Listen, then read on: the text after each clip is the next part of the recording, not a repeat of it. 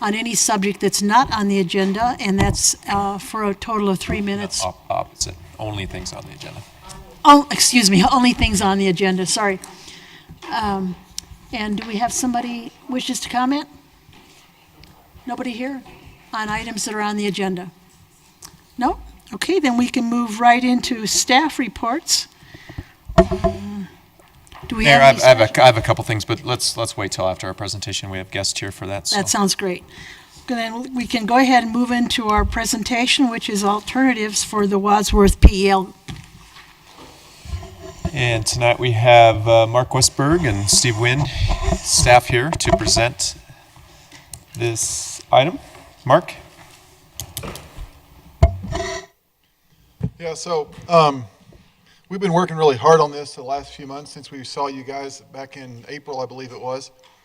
And Jason Longsdorf is our consultant with Parsons Brinkerhoff, although they're now something else, but not quite something else. They got bought out by somebody, but it's all good. We're fine. And nothing's changing. We still got the same great consultants we've always had.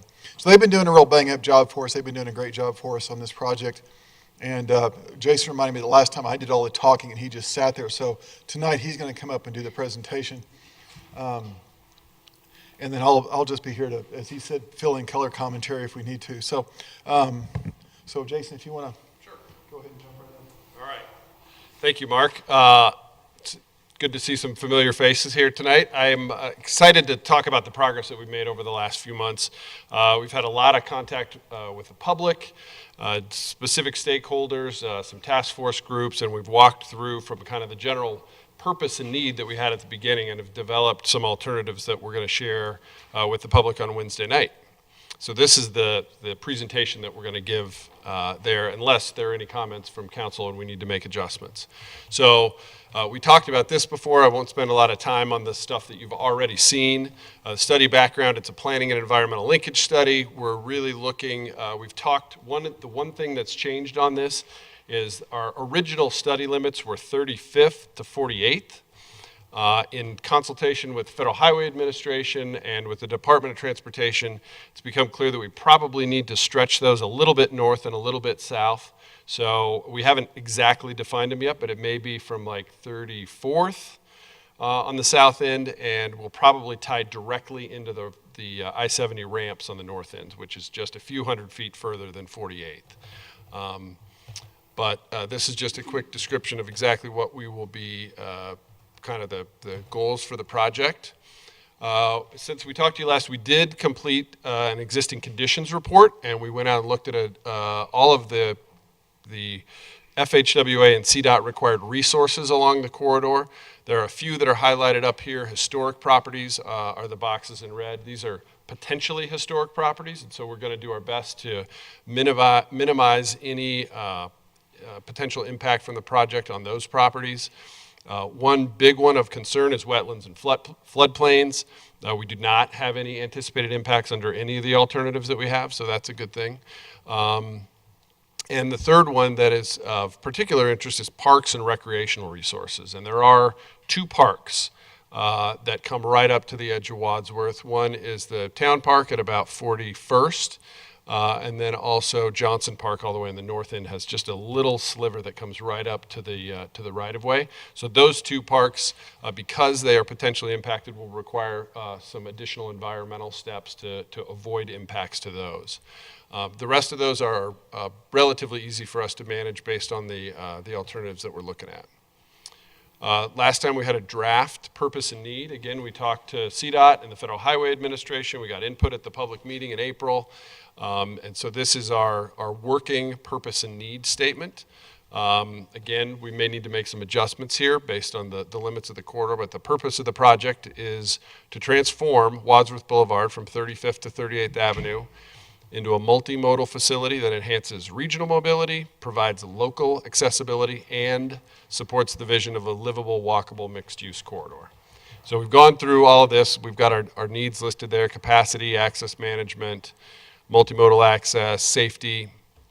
And the big one that to be fair, that we've had some ongoing conversation with FHWA is this last need, which is the inconsistency between the roadway function, which Federal Highway Administration and CDOT it's the state highway. It's 26 miles long, has major connections to other highways in the system, and they need it to function that way. And some of what the city has done with the mixed-use zoning, the redevelopment that's happening in the area. So we just are acknowledging here that we need to blend those two functions as best we can. In some of the presentations that we have given to the property owners, we talked about kind of some of the vision here, the urban design and landscape architecture, kind of aspirational photos that we're looking at in terms of putting more landscaping in, creating a place that feels more like a district. When you enter it and exit it, Cherry Creek North, 29th Street in Boulder, Lodo are all places you really have a sense when you've gone in and out of them. And in conjunction with Ridge at 38, we want people to feel like they're in Wheat Ridge when they've come through here. There are ways to do that with gateways. Here's some examples, a couple examples from Golden and Inglewood. Also another way to do it with lighting potentially along the corridor. Whoops, wrong button.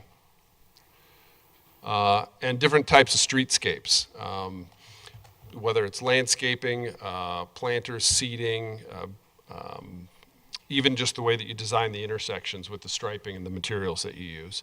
So we're looking at these kinds of details. The lighting obviously will be important as well. There are different options, whether it's just highway lighting or if it also includes pedestrian lighting. And potentially locations for public art. Everybody knows and loves, most people love the bear. Everybody knows and also has a strong feeling about the horse, not necessarily in a positive way. So it's just something that we're aware of, not necessarily as constructing as part of this project, but making sure that there are opportunities for that kind of iconic identification of the corridor. And ultimately want to, as we're thinking about the kinds of development that are going to happen around the edges of the corridor, that we're creating places for people. We even, just a week ago, Friday, when we were meeting with some of the property owners who are developing along the corridor, they said, hey, we've got a plan for an ice cream shop here, and if we could, have the bus stop be just a little bit further away so that people aren't smelling diesel fumes and eating ice cream at the same time, or if there are opportunities for that, we'd love it. So we're paying attention to that as we go. So the process to date, down the left-hand side are all the plans that you had already completed before we kicked off this study. Just a quick snapshot there. We looked at all of those, did the scoping with the public back in April, and this describes kind of our whole process, and I'll walk through each of these. But our first step was to come up with all the possible options. What are all the different elements? Do we want wide sidewalks? Are there places for narrower sidewalks? Are there bike lanes? Do we do, innovative intersection design? Do we need any grade separation? Do we need a pedestrian bridge? What are all those things that could potentially be part of the solution? So we came up with 54 of those that felt like they might make sense. And then you'll see the orange, green, and purple lines are 3 levels of screening that we're taking each of these through. So we started out with 54 options, and this, you're not going to be able to read it. There will be, these will be on 2 big boards at the public meeting, so people will be able to look at all 54 of these options, which ones made a lot of sense and which ones were screened out at this point. There weren't very many that came out, maybe a dozen or so that really seemed like there was no way they could contribute to a solution. And so we took the remainder, about 40 of those, and packaged them together, put them into 10 different alternatives. So we might have a wider sidewalk, a narrower tree lawn, a certain kind of intersection design, maybe a dedicated bikeway, and those things hung together, and then a different set of configurations where we had a much wider median and less space for tree lawn on the outside. So we came up with the 10 alternatives, and these were the 10. Again, I know you can't read them in detail here. These will be on a big board so people can see all of the differences. But just in summary, if you start at the top left, that one is the no action. That's essentially what the corridor looks like today, 100 feet of right-of-way. It's in the about 86 feet of curb-to-curb space between 38th and 44th, so that holds the 2 north through lanes, the double left turn lanes, and 3 southbound lanes. 2 of them are through lane, or sorry, 3 northbound lanes. 2 of them are through, 1 is a dedicated right. And then the next two were transportation system management alternatives. Those are alternatives where we really try to live within the footprint that we already have, and what are all the changes we could make? Is it additional landscaping? Could we do, what if we retime the signals differently? What if we build a median in places where we don't need the turn lane space? Just really minor things without impacting any additional property. So those were the next two. And then we looked at the fourth one down there, the minimal build with edge enhancement. So this is, what if really all we did was just barely get up to standard? What if we added that additional lane to the northbound, or sorry, to south, I keep saying that, the additional southbound lane that we need, and we just made sure that we connected 5-foot sidewalks, which are substandard per city code. The city requirements are for 10, and 6-foot tree lawns, which are, in my opinion, not really tree lawns. It's pretty tough to get a tree to grow and thrive in a 6-foot tree lawn, but it's possible. So we said, what if we did just the bare minimum? The next two, the full build with expanded access control, really go back to the original concept of the 2007 plan, which was 150-foot cross-section. And there are many places where, since the 2007 plan, the city has actually, as new development has happened, has acquired that additional 25 feet on either side of the existing 100. So we thought the 150-foot, what are different ways we could accomplish that with 2 through lanes? The one on the bottom left actually maintains that right turn lane also, so it's actually 4 lanes headed north. Those are the first 6. The 7th one there is a full build with a frontage road. And this one was a very interesting idea that came out of the 2007 plan. It included not only the main lanes on 3 lanes north and south on Wadsworth, but what if you had a frontage road on each side to feed the future development, the mixed-use development? That one became a much wider cross-section. We were pushing almost 200 feet wide there, so it was an additional 50 feet on either side. The next one down is the full build with continuous flow intersection. I'm not sure how many of you are familiar with this, but it's an innovative intersection design where you actually separate your left turns ahead of the intersection, and they cross traffic. They essentially take a left before the intersection, and then they're able to weave in further to the either left or right as you get a little bit further down. Essentially what it does is it expands a lot of capacity because you reduce your conflict times, but it takes a lot of acreage at the intersection to make it work. And then the last two on there were alternatives where we looked at the differences in where we might be able to add additional signals along the corridor.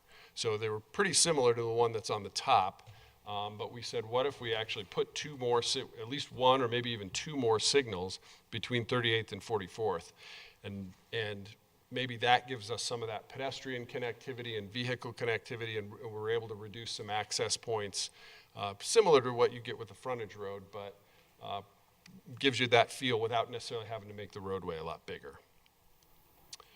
So those were the 10 that we came up with, and we took them through. Again, I know you can't read all of this. It's all going to be available to the public. There's a lot of detail in here. We asked 17 questions of all of those 10, an additional level of detail beyond just, does it help us meet the purpose and need, but is this really helping us get to the capacity we need and add the bicycle facility that's recommended and provide the improvements for transit that that the project is looking for. So we went through this level of screening and again talked with CDOT and the Federal Highway Administration, and I will caveat that with they're still reviewing this, so this isn't all in final approval, but these are our recommendations to them at this point. And we were able to get it down to 3 alternatives to move forward with. Those 3 alternatives, in a little better detail here, are the minimal build with the edge enhancement. And just to describe it quickly, and I actually have, I think we have some handouts that we'll give you at the end so you can take a closer look at these. But it's a 5-foot sidewalk, 10-foot tree lawn, allows space for 2-foot gutter, and then you've got your 3, in this version, you're looking at 3 southbound through lanes, provides a 22-foot median, So you're able to get double lefts where you need them.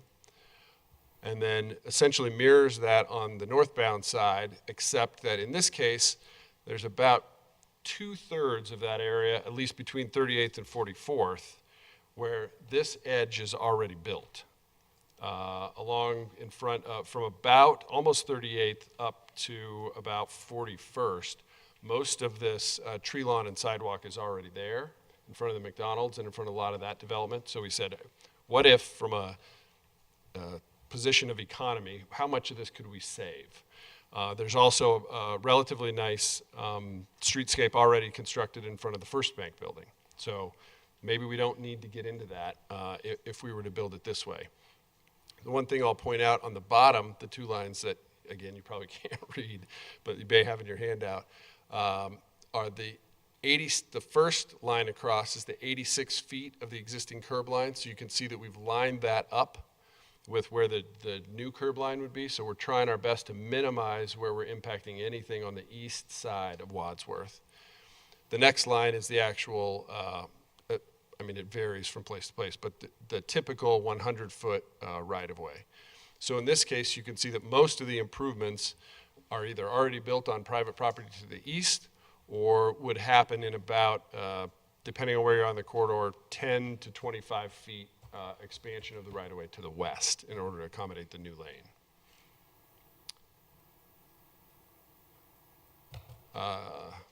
The next one is the 150-foot total width cross-section. And this is the one that, without a real formal plan, this is kind of where the city's been heading to date as developments come in.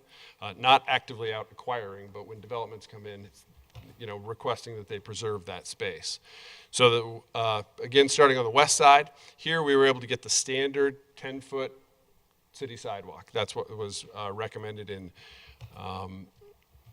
the pedestrian master plan. 10-foot tree lawn. You got your 3 11-foot through lanes. Again, this was also a conversation that we had for all of these with Department of Transportation. Their preference was 12-foot, but we were able to talk them into 10 feet. I think Mark might even have hopes that maybe we get them down to 10.5 or 10 in a couple of places. So we may be able to, again, continue to try to reduce that impact on the adjacent properties. In this case, we have a 28-foot median. The big improvement that you get with the 28-foot median is that you're able to continue a vertical, a raised median, even along where your left turns are. And in a couple places, we've got some pretty long left turn lanes, and that helps you provide that access control so that in those couple hundred feet adjacent to an intersection, you don't have people potentially pulling out of the First Bank across the 2 left turn lanes to take a left to go south. You're able to build that vertical. When it's only 22 feet, that's just a painted median for that last stretch. So the 28-foot definitely gives us that. Northbound, your 3 through lanes, again, your gutter, 10-foot tree lawn. And then in this case, again, per the recommendation from the Bike and Ped Master Plan, we have an 11-foot two-way cycle track. Our intent here is to connect 35th Avenue to the Clear Creek Trail. And we'd be able to do that all the way along the east side of Wadsworth. Again, separated from the moving traffic by a tree lawn, and then still adjacent to that have a 10-foot sidewalk. And so you'll see that on the plan sets that we show you as well. The next one that made it through for all of the reasons, all the criteria that we set out, was the full build with the frontage road. This one was significantly different than the other alternatives, had a lot of merit in terms of the activation of the land use, and really creating that place, that district. It provided all of the throughput, 3 lanes each direction, and also provided a way to really create kind of an edge where you might even get sidewalk cafes or other things built right up against that sidewalk on either side of the road. Obviously, this one has a much bigger footprint, a much bigger impact. Our hope as we were doing the traffic modeling, and we're still refining it, but was that maybe we would only need 2 through lanes if we were able to provide capacity with that frontage road lane.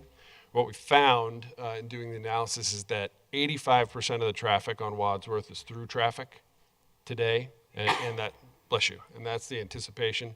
15% has a local origin or destination between 35th and 48th. With those numbers, it was impossible for us to meet the level of service and the throughput capacity that we needed with only 2 lanes going north and south in each direction. So that is certainly a concern on this one, that we were not able to make it any smaller. This one's got a 10-foot walk, a 5-foot one-way cycle track, and then a little, about a 3-foot buffer from a parking lane that would happen in the frontage road. And then a 10-foot, this is where Mark gets his 10-foot through lane, because this is more of a local street within the frontage road. Then you've got another median, about an 11-foot median here, 3 through lanes, your 28-foot median, 3 through lanes, and it's just mirrored on the other side. It's the exact same thing. So these are the 3 alternatives that have made it through the process. Now, this does not mean even that any of these 3 will necessarily be the final recommendation. It just means that these are the 3 that had merit. The same way that we've done before, we're very likely to repackage the best pieces of these as per comments from you, comments from the public, additional comments from the property owners, to try to create the next best recommendation. So here are the 3 kind of in comparison from scale in terms of the size of the corridor. And again, here's the current size of the corridor. It's this line right here. We have an additional level of screening that we're going to take these through. To ask even more specific questions, we're going to do a sales tax assessment. We're going to talk specifically about the number of acquisitions and the number of square footage that we'd have to acquire. Estimated travel speed, number of crashes, our signal progression efficiency, a whole lot of different, and life cycle cost. So we'll have a whole additional level of detail when we bring kind of a final recommendation back early next year. And our goal is to get down to 1, or there may even, because it's a planning environmental linkage study, we may not have a single alternative. We might get down to 2, either of which could work. And then that would have to go through a final environmental, those 2 would move forward into a final environmental evaluation. This is a quick snapshot of our schedule. We're here, or in 2 days we'll be here, the October 8th public meeting. We'll go through, again, we'll go back out, talk with our task forces, probably give you another briefing before possibly a final public meeting early next year, and then be able to put whatever the recommendation is that comes out into a final document probably in the spring of 2015. And I should just add, Mark, if you're okay with it, that the city has moved forward. We gave them some support in terms of data and applied for TIP funding, which would be the Denver Regional Council of Governments funding to do improvements on the corridor. And we don't know exactly what it is that would be able to be approved, but the funding requested would provide for the environmental clearance and whatever the project is. It may be the whole project, it might be 1 intersection at a time, but we'd want to have a vision of what the whole corridor was going to be before we built any one piece. So that is what we're going to share with the public, and we'll do that in a 15 or 20 minute presentation just like this a couple times during the meeting, and then we've got big roll plots that we're going to put out on tables and have them come provide input and sticky notes and write on the maps and tell us what they like and don't like about the particular alternatives. Thank you, Jason. Sure. Do we have some questions for Jason? Of course we do. Mr. Sutton, Mr. Starker. Thank you. Nice study going north and south. Tell us about the alternatives for east and west across this, what looks like an increasingly large and massive street.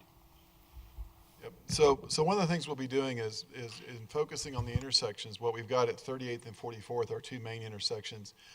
We've got where we have a free right turn lane. We're going to have an island there for folks, a refuge island there for people to stand on all 4 corners, or at least several of the corners.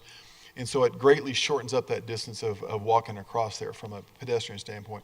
From a traffic standpoint, it won't be much different than it is today. It's going to be 1 or 2 lanes wider, but we're planning on upgrading all the signals with new detection and new controllers, the whole deal. We'll see what CDOT will let us get away with. They're still CDOT signals. They prefer loops in the pavement. We prefer cameras. We think those work better, but that discussion will be part of our ongoing design. Has there been any discussion about a pedestrian bridge over the highway? We haven't talked about that. What sort of our anecdotal evidence on pedestrian bridges is they don't work real well when people are on flat and they've got to go up and then come across and then drop back down again. They work really well if there's already some kind of grade separation available. There are some bridges that people build and then you never ever see anybody walking on them, kind of a thing. Maybe on I-25 down in Colorado Springs where they've got fences on both sides, then the ped bridges work pretty well. We have so many people that jaywalk across this street today already that we just don't think they'll use the bridge much. One of the ideas that we've got is to in addition to having the signals at 38th and 44th, is also move the signal at 3 Acre Lane to 41st so it's equally spaced, and then put another signal in at 39th, which is also the Safeway entrance, and then also potentially a pedestrian signal where 43rd would be if 43rd existed. What that gives us then is an eighth of a mile spacing between all those signals. And the one up north, where basically First Bank and Mr. Lesher has some property there, would be a PED actuated only, similar to the signal that's on Sims or Union. I guess it's Union at that location in Lakewood, just south of 6th Avenue. And so it's normally dark, and then if you punch it, it lights up, and the pedestrians will be able to get across. And that would be coordinated with all the signals that are on the corridor, so it doesn't really have a big impact on traffic. Some folks are skeptical that we can have signal space that close and get it all to work out, but the traffic guys that know this stuff way more than I do are working on that and trying to get that to work out. So, Other questions? Genevieve? In the beginning, you mentioned there's some historic properties. I couldn't read it. I was just curious what those were. the main one that we're impacting is potentially impacting, it's potentially historic. There's a lot of potentials when you talk about this stuff. Is the Lutheran Church up north of 44th. The main structure was built back in the 50s, I want to say. Even the addition is old enough to count for that, and the statue they have out front, all the other things about it. So we may be necking the section down there. We might have to have an attached sidewalk for that one piece or something like that. We're still looking at that and evaluating it. We may wiggle the whole section to the west instead of east at that point to try to avoid that property. The other main one that's there is the old feed mill, but that's far enough off the corridor that it shouldn't be an issue. We're certainly not going to ever get that wide on that side. And I guess the Denture place was maybe historic, but after doing some additional survey work, it doesn't look like that one's going to qualify. We're still carrying it forward as potentially historic, but that property's been changed so much that the front is just is all asphalt parking. It's not. There's nothing historic about the front yard, for instance, but the building itself may still be historic. But we're looking. They're going to look into that some more. Yes, sir. Mr. Schultz? I'm sure Jason knows my question. What consideration is there, if any, to enhanced RTD or public transportation use, such as rail, for example? One of the things that's in Dr. Cogg's long-range plan, let me say this. He got to talk first. I get to talk now. There is in their long-range plan is Wadsworth identified, because it's such a long corridor through the metro area, it's the only north-south corridor that goes this far from north to south, is an enhanced transit, high-speed transit. Now, whether that's bus rapid transit, similar to what they're doing on Highway 36 now, or whether that ends up with a rail line or something, we don't know yet. One of our things we're doing with the 28-foot wide median is we're allowing room for potentially that median to be converted to rail lines in the future, possibly. It would still take some work and effort, but it gives us enough room in there to sort of play around with it that we might be able to put rail lines in there. We're not really sure how we get across the intersections of left turn lanes, but we'll work all that out. But that's one of the advantages of having that 28 feet, which seems like a really big median, but it allows that in that space to not have to rebuild the entire street to possibly add rail in 20 or 30 or 40 years. We are also definitely looking, Larry, at improvements that would be immediately part of this project. We did a number of transit counts, and we figured out there are some corners that have stops actually on both sides. We looked at where the transfers happen, and I think definitely at 38th we would probably co-locate those two stops, because there are a lot of transfers between, I'm going to go slower this time so I don't get the directions wrong, between eastbound 38th and southbound Wadsworth. and then the opposite corner as well. So right now there are, I think, 6 different stops within about a block and a half of that intersection. We'd reduce that to 2 and put them on 2 corners. We're also looking at the ability to do queue jumps if we needed to for buses, meaning that the buses be able to pull up, and if you wanted it, you could add 3 or 4 seconds to the signal cycle. The bus could pull out first once it had loaded up. We're also making sure that the buses, or making recommendations to RTD anyway, that the buses all be on the far side of the intersection so that their dwell time for transit passengers is reduced. And the other thing is we're proposing on 44th, east and westbound, to provide bus pullouts, because that's where you've got double left turns coming off of Wadsworth, and it'd be really nice to be able to progress those left turns and have the buses out of the way. RTD doesn't love that. They like their buses in the lane so that it can just take off and their transit passengers aren't waiting for everybody to drive past them. But those are 2 places where the right-of-way is tight enough that we thought that made sense. And there are probably a couple details I'm forgetting, but those are probably the main ones. Ms. Langworthy? Just a quick question. Wadsworth and Lakewood and Arvada have essentially completed their width, at least from Colfax north, because I still think they're working further south on that. As far as these alternatives go, how do they fit within what's already kind of been done? I know that it doesn't go south enough to connect necessarily, but it still kind of causes that bottleneck. Yeah, so on the north end, we've been told originally to stay away from the ramps, don't touch the ramps, you complicate the process. We've now heard from the feds that may not be the case, so we're going to go ahead and connect up with the ramps. So there's a little bit of a bottleneck down there right where I-70 is, but it's not as bad. There's a lot of traffic that peels off onto 70 both north and south, and so we think having that become 4 lanes through there still is not going to be a huge issue for us. So we'd essentially have from I-70 all the way down to 35th, we'd have that 6 lanes of traffic, 3 lanes in each direction. And the traffic really drops off. We've got a lot of traffic. When you look at the counts south of 32nd, they're pretty high.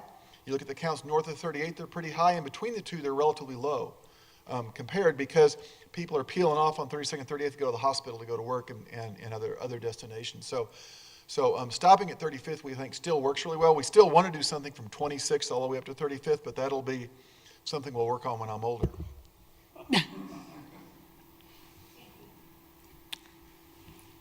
Ms. Davis? So just a quick question, and I know this has been done once, and at least once to my knowledge, the study.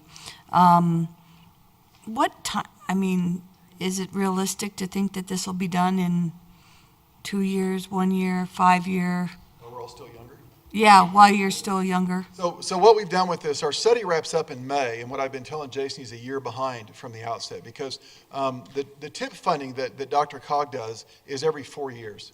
And we just turned in TIP applications back in September to them.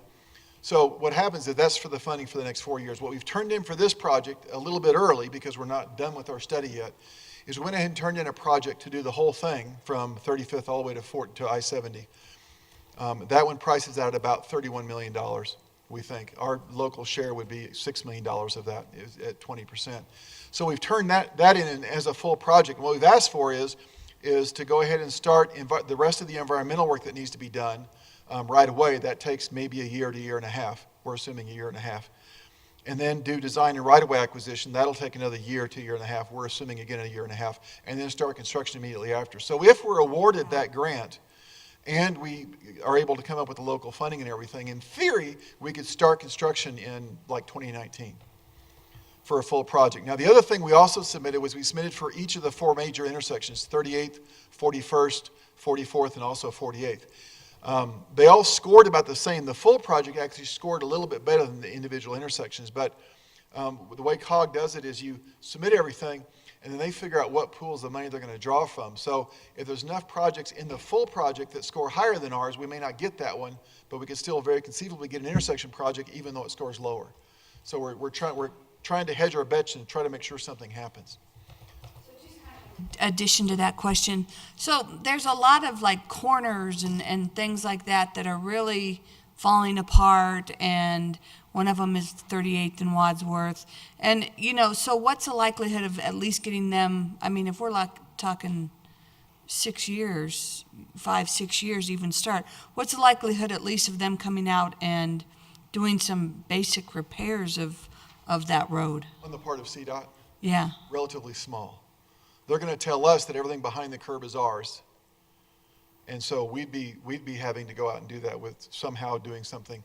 Again, if we start in early 2019 from a tip cycle, that's like, it's a fiscal year thing, it's a federal government thing. So it really is like late 18, we could maybe start construction, which is just 4 years away. It's fairly stunning to think about that. Getting some repair work done on those ramps and things like that, we've got sort of enough city things that need work that we're working on. It's very unlikely that we'd get CDOT to come out and do much. I see a guy in a power wheelchair zipping across at 44th and Wads all the time, and it scares me every time he comes down that thing and hits I don't know how he doesn't tip out of his chair. But, we've made those things aware to them, but what they tell us is that everything behind the curb is ours, and we just don't really have the wherewithal right now to try to tackle that. Now, if we don't get the full project, we get an intersection project, we'd likely start that, because the environmental process is shorter, there'd be less right-of-way to get. We'd probably be able to start that construction about a year earlier if we get one of those. So we'll just have to kind of see how things go. One of the things that might come out of this study is we might be able to identify an early action item that we could go ahead and bite off early, and that's something we might be able to advance on even if we're building the full project later on.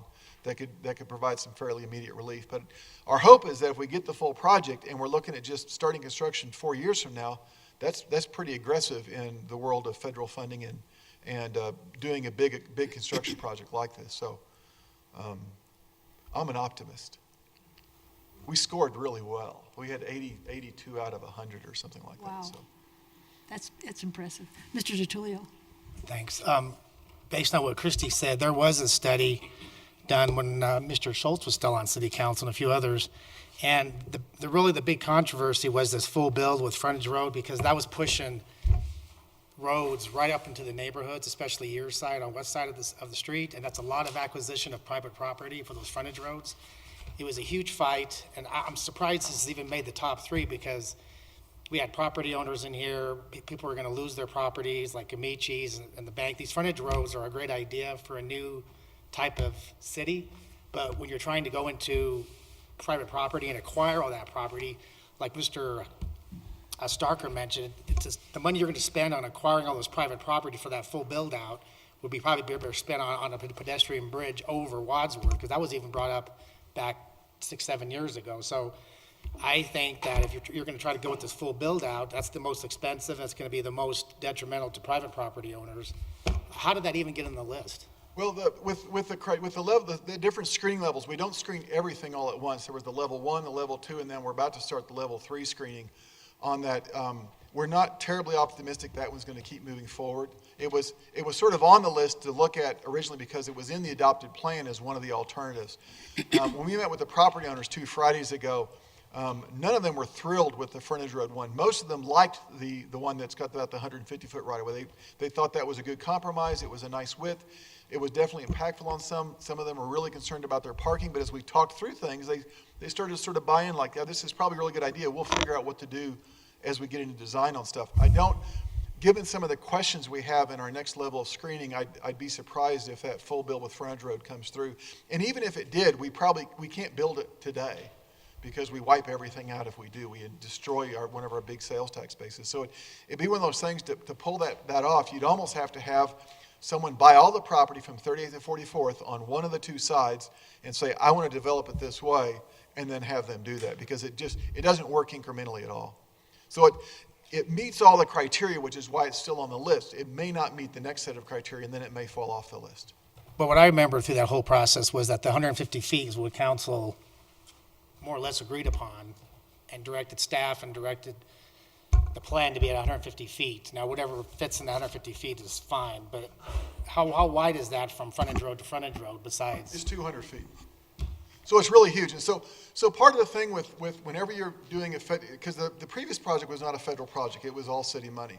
When you start the environmental process with the federal project, you sort of have to start over and say, okay, we've got these adopted plans, we're definitely carrying that stuff forward, but we have to look at all the other options also. And so that's why the frontage road was in there. That's why some of these other minimal build alternatives and things like that are in there, even though they don't really meet our purpose and need, and that's why a lot of that got screened out. So So, I'm not at all optimistic the frontage road concepts is going to keep continuing forward, because one of our big questions is what are the right-of-way impacts, and that one's going to have some huge right-of-way impacts. As I recall, the frontage road also, the statement was during the presentation that 85% of our traffic is through traffic, so it was only a 15% usage if we went the frontage road. Right.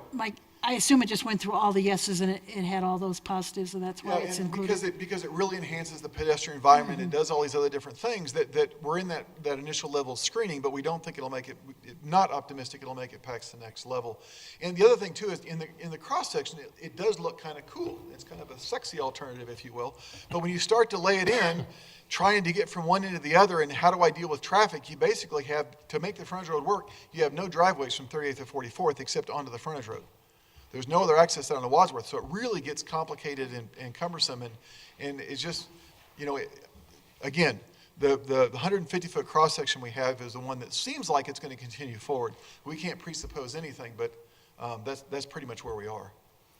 Do we have other questions? Yes, we do. My gosh, whole crowd. Well, just another comment, thinking back to those council days of mine, in that discussion, the advantage of the service roads or frontage roads are to let the through traffic get out of there and not hold them up for shoppers, and also give an advantage to the commercial folks because you're providing a way for their customers to get there. So I would kind of hate to see some scheme that would allow the through traffic unimpeded movement, and there'd be a trade-off then to some advantage for the commercial district. And I know that's difficult to squeeze in, but it'd be a great idea if it could be done. And one of the developers that saw this plan, he's the guy that's doing the senior apartments at Vance and 44th. He saw the frontage road idea and thought, that is so cool. And it is cool, but we're just not sure it works very well for doing everything we want to do there.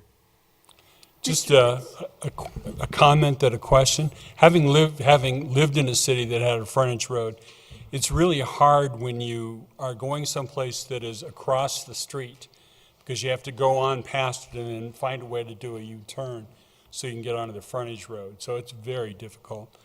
But now my question. Am I assuming correctly that if you had the 150-foot option that no building would have to be acquired? We do have on the plans, and we can roll those out if you guys want to see them and go on that level of detail. We're going to have them available Wednesday night, so we can just go over them then. But we do have several X's on properties. And I don't know that we have any buildings that actually get hit, but we have a couple of properties where they lose their entire front parking lot. And so it seems like it's no longer feasible to have that property remain the way it is today. So we have an X on it right now.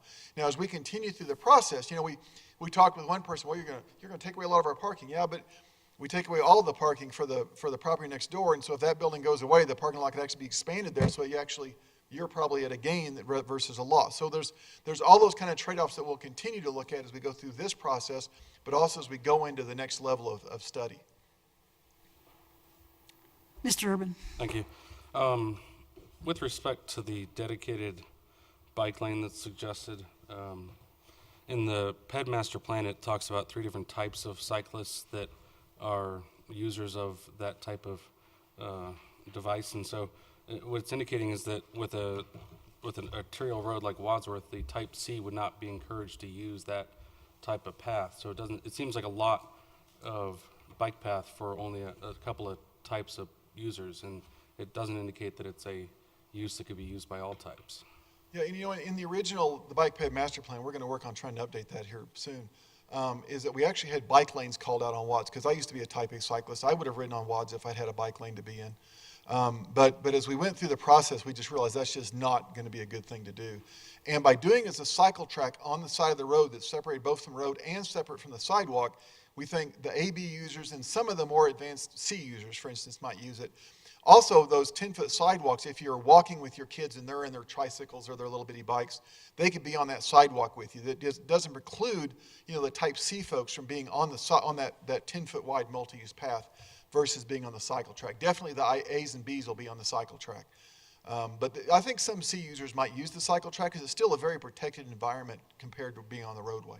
To the point of the 10-foot sidewalks, the PED master plan indicates that's a 6-foot minimum requirement, not a 10-foot. So I'm curious where that came from. I think the Streetscape Master Plan, which came a couple of years after the Bike Ped Master Plan, actually called out the 10-foot sidewalk because they wanted a more walkable environment. It wasn't just about providing for pedestrians. We provide for a lot of pedestrians in that stretch. So that's why we've gone with the 10-foot. It's a compilation of all the plans that we have. And then if we devise this cycle track, how does that connect to Arvada and Lakewood?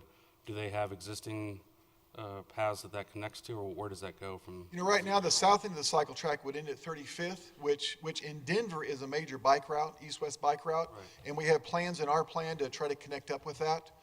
And so right now, it'll end at 35th, but you know, it'll eventually, people could still ride 35th today. On the north end, our plan is to connect into the Clear Creek Trail. We would also connect into this as a main connection, but we'd also connect into the sidewalks that are on either side of Wadsworth as it goes under I-70, so people would still be able to get across back and forth there.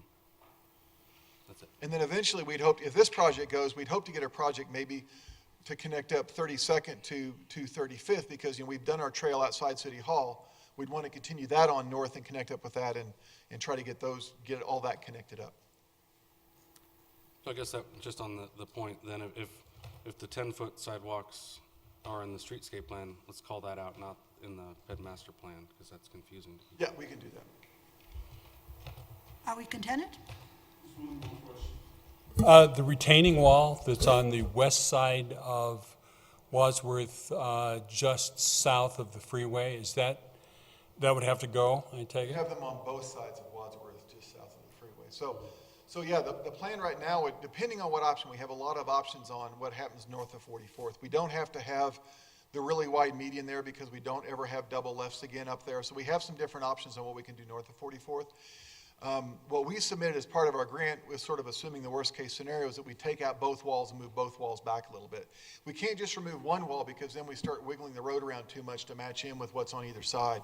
So it actually would take out both walls and expand both those walls in each direction. And, Madam Mayor, we're also leaving access to the neighborhood at 44th, or not at 40th, but at 48th. There are several different options on that also. What was in the original corridor study was to actually put a signal in at 46th and possibly connect a road west from there. So what we've got is we've got three different options for what happens up north of 44th. A signal at 46th, a signal at 47th, for instance, possibly closing 48th and making that a cul-de-sac. There's a lot of different options. I know we've heard from the business owner there at 4800 Wadsworth. That's not right. Yeah, it is right, yeah. It's big giant letters on the side of the building. About maintaining access, and so we're looking at those options to try to maintain that access, because we don't want all that business traffic shuttling through the neighborhood somewhere. Right. So we've got several different options on that, and again, that's part of what we'll be progressing forward with as we meet with folks. And we had really good turnout on the north side. One of the tenants from that building came to the meeting. The guy that owns that, Stephen Little, I think. Bill Littell. Bill Little sent an email to us, and so we're going to respond back to him on that, and so we've got all those things we're trying to consider. Sounds like a very cooperative effort. Mark, thank you, and Jason. The block-by-block meetings we had 2 Fridays ago actually went really well. No one really got upset, even those that might be losing something. The people at the recycling business that might lose the light at 40 and move up to 41st, they were really upset about that. And as we talked through things, we talked about some different options we might be able to accommodate, because they have big trucks that come in and out of there. What can we do to accommodate the big trucks? There are some different options we can do. So we're going to continue to have a really open dialogue. At the end of all the meetings, I thought we landed really positive with everybody. So. Thank you, Mark and Jason. Some of us will be able to attend Wednesday night, and if nothing else, we know that we're going to hear some more. Oh, yeah. One other thing I'll note is on our website at the very bottom under the quick links, there's a WADSPEL link. Everything we present Wednesday night will be loaded up on that, just like we did the last public meeting. Okay. So we'll have everything that you've seen tonight, everything that they're going to see will be available for people to download and to look at and to print. And Let's repeat that meeting time for people who might be watching us. It's Wednesday night here. Here in City Hall, we're going to be using both the lobby and the council chambers along with the courtroom. We'll get all this opened up. And so it starts at 5:30 and runs to 7:30. We're going to do this presentation, this 15-minute or so presentation, at 6 o'clock and then at 7 o'clock.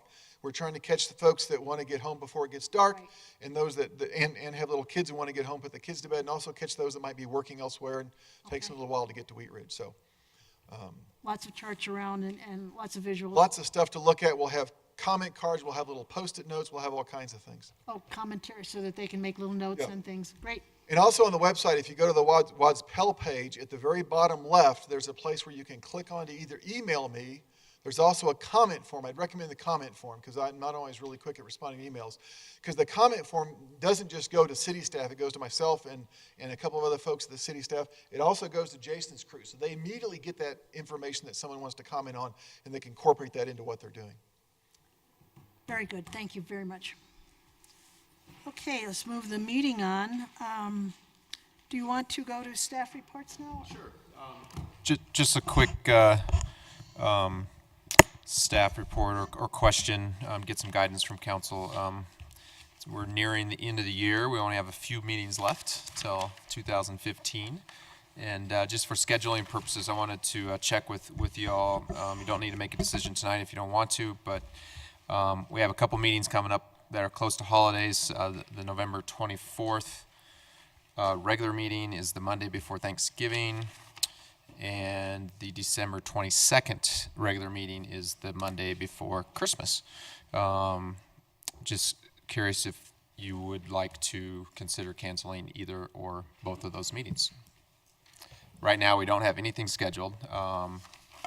This just helps us not to schedule anything if we know they're going to be canceled. So they're both regular meetings, and we can certainly hold them. Actually, we do have something scheduled. And now that I look, we have a couple things scheduled on November 24th, the Monday before Thanksgiving. I'd have to check with staff to see if those could be moved, but there's a second reading, so that's on a rezoning and then a subdivision plat. So the second reading is something that gets scheduled in, and those are hard to move, but I could check on those before we make a final decision. But I have two questions. Are we meeting on Columbus Day, October 13th? yes, we are. Okay. And then for December, it looks like there are 5 Mondays in December. And I wonder if maybe we should meet the first 4 and then skip the last one, or? Skip the fifth. The fifth one, that's what I was wondering if, so we have that one, okay. Yeah, the 5th Okay, would be on the that's 29th, and yeah, we typically don't have a meeting unless you want to. Any other thoughts about this as far as skipping the one before Thanksgiving? That's got the second reading in it, right? It does. I could see if that could be moved. We can make a decision on that later if you'd like to cancel that meeting. Otherwise, we'll just keep it scheduled. Any thoughts, questions, concerns?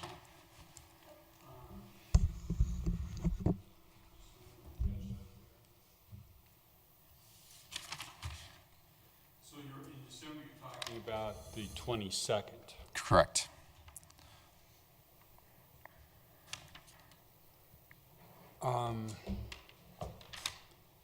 I'd be okay with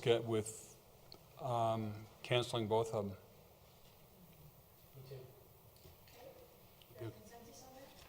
Yeah. Sounds like we're all ready to do that. And if there's a problem with the second reading, If we can't move the, for some reason, if we can't move those 2 items that are scheduled on the 24th, you okay holding that meeting? if we need to Okay. If we can get it moved, we'll cancel it. Okay. Thank you. That's, that means in December we'll have 2 meetings off. yes, December we'll have a study session, but and we'll have a regular meeting. No, December we'll have a study session on the 1st, a regular meeting 22nd and then the 29th. of December. Yeah, since we had 5. Isn't that Yeah, you'll have 2 Mondays off. You'll still have 3 meetings. Yep.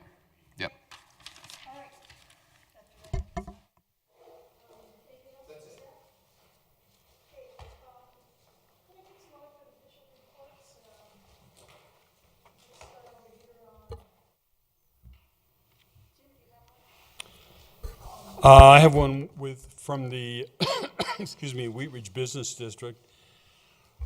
We've been making grants every month, about 3 to 4 a month. The last month, we gave a sign grant, a matching grant to Cristano's Cristiano's Gelato. We gave a maximum sign grant to Wheat Ridge United Methodist Church. And by the way, in the staff work that came with that, they've been there for 140 years, which is, yeah, which shocked me. The Taste of Home Cooking will soon be the Iron Rail Tavern. And we gave them a matching sign grant and a matching exterior paint grant and a matching landscape grant. And in the previous month, we did a grant for the Independence Shopping Center because a pending building in the old Furs Cafeteria is going to block their signage, so we gave them a sign grant. And we also gave a grant to the Mon Petit Center for a sign work. So we have about $81,000 in the bank, so we're doing good.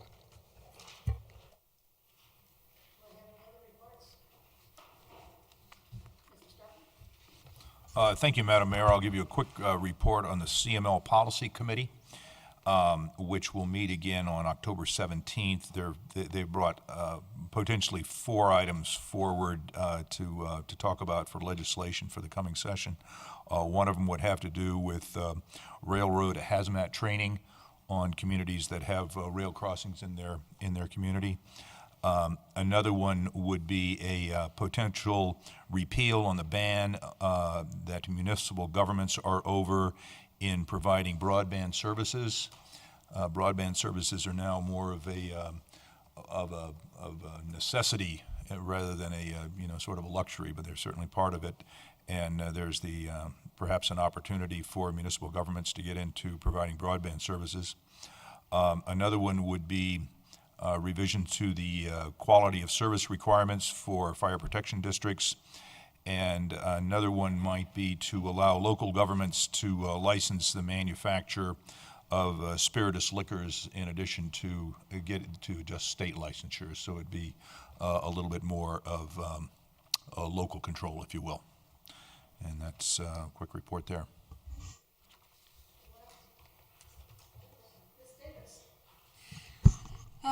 Well, I think it was a couple months ago that Renewal Wheat Ridge did their annual report, but I'll just update on a couple things. So, as you all know, Kipling Ridge, the groundbreaking is going to be Friday, so hopefully everybody can make it there. One of the things that I know Renewal Wheat Ridge had talked about was that we really don't publicize what projects are being done through Renewal Wheat Ridge. So one of the things that we wanted to do was create some signage. So there's actually, I'm sending around a couple signs, but this sign will actually also go on that site. So I'll send examples of that for you. But just a little follow-up on that too. So for Kipling Ridge, $2.4 million is coming from TIF there, and then we did have a $1 million city economic incentive that's going to that site and that development. So that's exciting. 38th and Yukon, the little used car dealership that's right across from Vinola's. On the 38th and Wadsworth kind of development site. That site remediation is going forward. The asbestos has been removed, and they believe demo of that will happen next week. The town center, we have final contracts on the last 2 parcels. Lot 1 will be another apartment. It'll be 50, so it'll be smaller, but it'll be age-restricted type apartments similar to what we have there. And then the other lots yet to be determined, but both lots will be purchased probably by the end of the year. Perrins Row is, as you all can see, moving forward quickly and nicely, and almost all of those are sold. And $467,000 in TIF money is going to that development in our city. They only have nine out of 26 left. 9 out of 26 left, so that's pretty dang good. Because very- I think a couple of years ago, people were saying differently. So I think that's a great project going on here in Wheat Ridge, and something different as far as diversity of housing stock, so that's great. And then last but not least, Wheat Ridge Cyclery, we've paid their loan off, or their investment TIF off, and it was because of what great sales they're having and their great business, and it's almost 4 years early, the payoff from the projected payoff from their sales. So a lot of great things happening with Renewal Wheat Ridge, more to come, but we're moving and shaking. Yeah. Can I ask a question on that just before Genevieve starts? On Perrins Row, when that developer came in and asked for the $400,000, they were talking about selling those at $250 to $275 because they thought that the price point in Wheat Ridge was lower. But it's my understanding that they've been able to get higher prices for those because of the economy and the housing. So do they still get the full $400,000 in TIF, even though they're basically getting all they wanted for the price, plus they're getting the TIF? I don't know the average, but yeah, I mean, the last I know is that they would be getting that amount.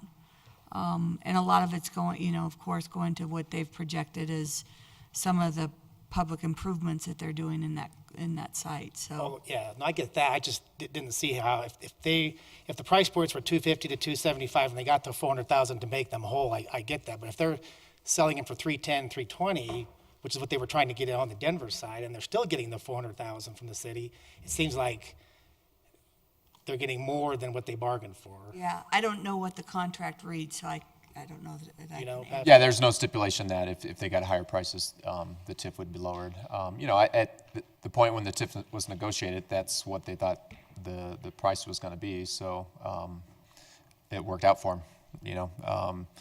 It's property values will be higher, so the TIF will be paid off sooner too, which is a good thing. And therefore, our collection later down the road is a little higher as well. Correct.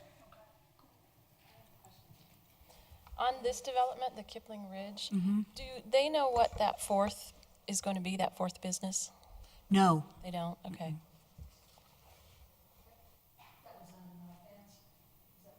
No. No, the additional pad that'll be like next to the Starbucks. To the best of my knowledge, I don't know that, so I'm not sure that, if they know, I don't know. Office The last slash I heard, they retail. don't know. Yeah, just office slash retail. Yeah. But Okay, regarding the Education Committee, we did have our summit on September 17th. We had 15 of the 17 schools that we're working with attend. All the principals gave a short presentation, and there was also a panel discussion. We had probably 40 to 50 people, and we also gave out that night the guides to schools that we had produced. So if anybody still wants the guides, they're available at the Recreation Center, they're available here at City Hall, and they're on the website, so if you want it digitally, you can get it that way too. Those are guides describing the schools and what they specialize in. Right, it describes the 17 schools that serve Wheat Ridge citizens, and it goes over the school, what grades they serve, some points of pride for each school.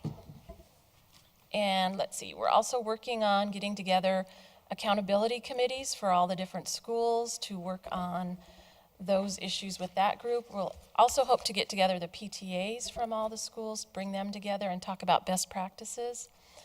And we had a meeting today, and we talked about, Chief Brennan is going to work with West Metro Drug Task Force to do some educational meetings for the schools, for drug and alcohol awareness and education. And I hope to have a date for one of those coming up before the end of the year.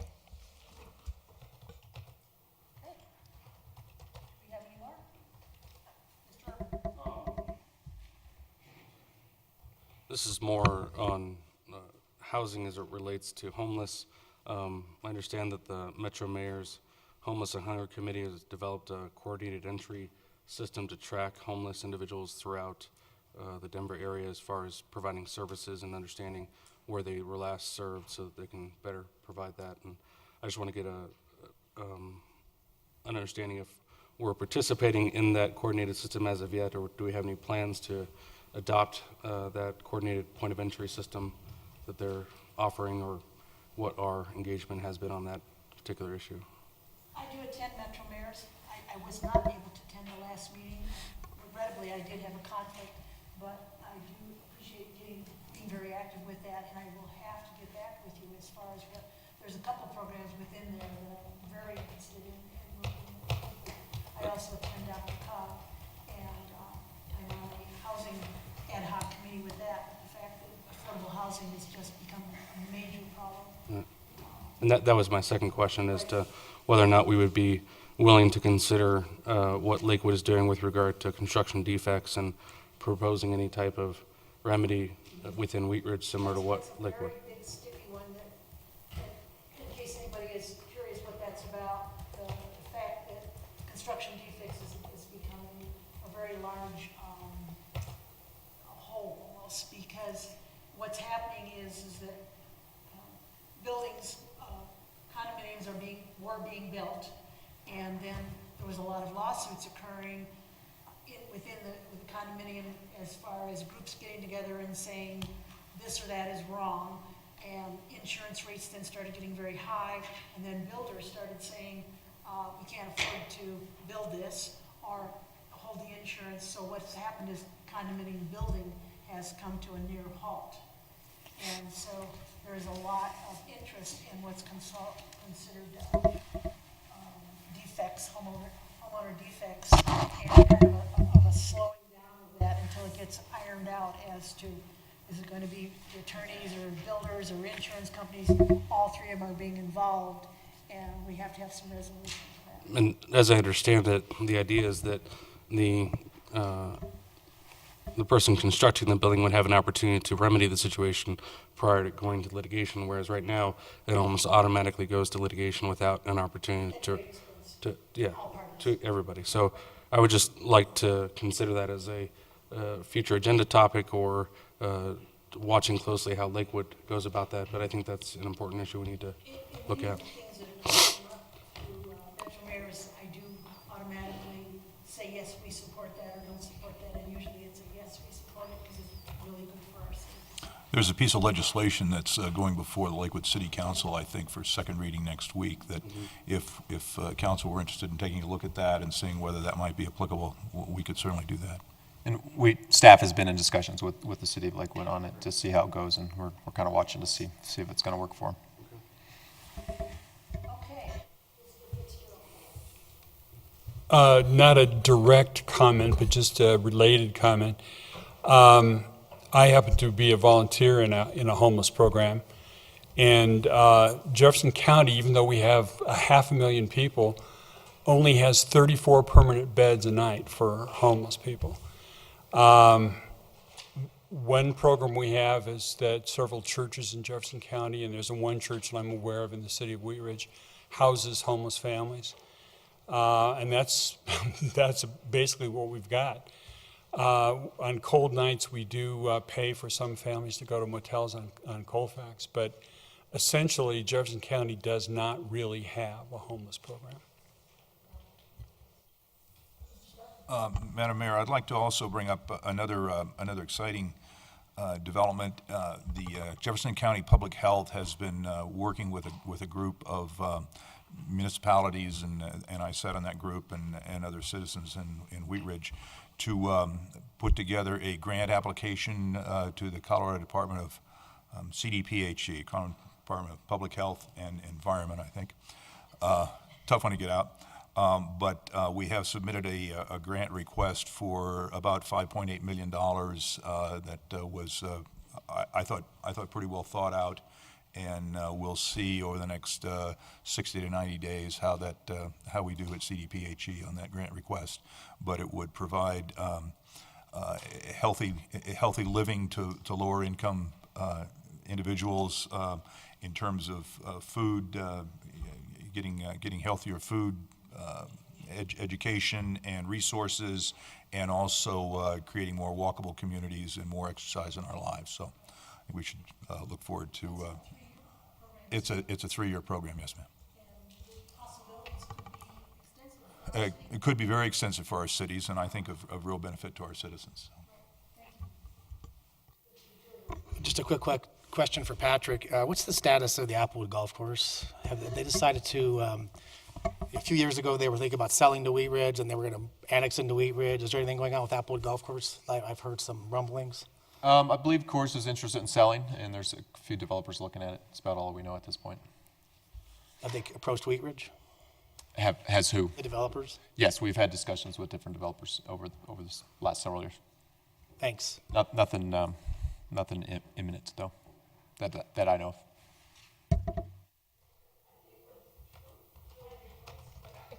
Can I ask one more question? I was on Kipling today, and they had one of the lanes blocked off. I was just curious did you have any kind of an update on that Kipling Trail project?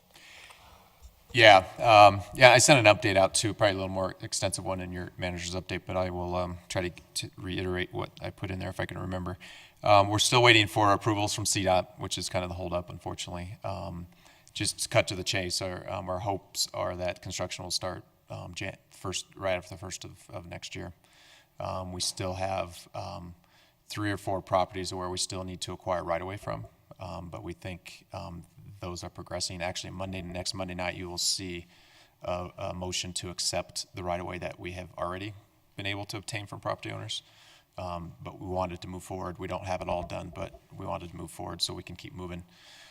Excel has their lines underground, but Comcast and CenturyLink still have theirs up, as you can tell.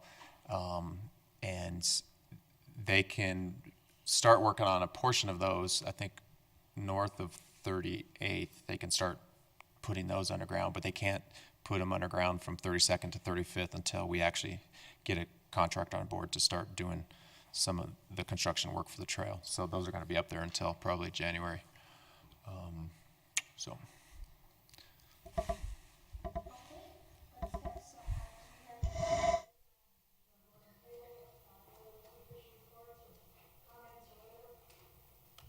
I'd like to report on our first annual of what I hope are many of a very successful block party on the block that I live in in Eastern Wheat Ridge. We had about 40 people turn out, and really good. I appreciate everybody's help in pulling that together. Very successful event, and I was very buoyed to see how many young couples and young children attended our event. It was really great to see a new vitality in our neighborhood.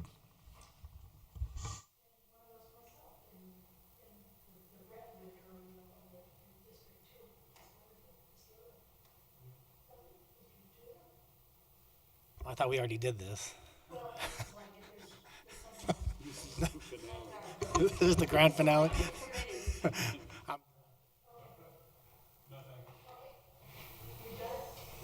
I just have a quick question. Ms. Shaver, are the ballot questions on the website? Would that be? Probably not. Is it possible? I mean, I know in the mail, I just received some today, but I've had a couple people ask, like, exactly, what's the information and stuff. So I don't know if that's typical that we post it on the website, but if people don't get that little sheet in the mail. Yeah, so I'm just wondering if we could post that on the website. Okay. Are you finished? Yeah. With your question so I can answer? I should explain to you the reason that currently it's pretty shameful status of the city clerk's website, and that is because we've been in transition with the deputy clerk. What that did was create a situation where only certain people are trained to mess with the website. And I'm not one of those persons. The deputy clerk was. Bruce was. The temporary clerk that we've had, the IT staff didn't really want to train her since she was not going to be here that long. So it's just basically sat there. And I did get the IT department to put up a semblance of the 2014 election. But the calendar is from 2013. There's a whole bunch of stuff that's from 2013. and it's been pretty frustrating for me, but it is what it is. I have all these ideas on what I want it to look like and what the information that I want to be there, and we don't really have the manpower to do it.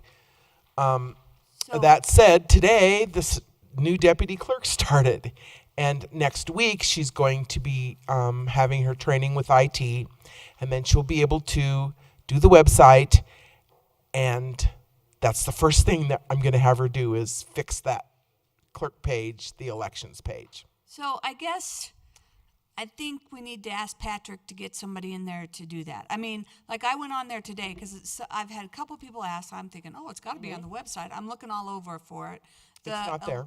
The forum isn't on there for Thursday night, which I'm sorry I can't go to. I have to work late. But, I just think that I don't think we can wait till next week. I mean, I think we've got two very important issues. We've got, a lot of opinions going out and not, all facts. And I just think we need to get that on there. So Patrick, is there someone that we could get to? Yeah, we'll check to see if somebody else that's trained to upload stuff to the website can get it done tomorrow. Okay, thank you. And I appreciate your situation too. It's not, a person thing. It's just more that we need to get that out to folks so that they have it. Thank you for bringing it up. I hope it gets fixed. Yeah, thank you.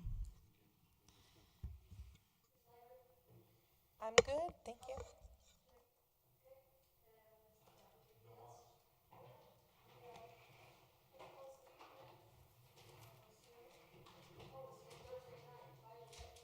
Thursday night is the forum here, right? What time? 7 o'clock. 7 o'clock. We're having a election forum here, right here in City Hall. Bring your friends.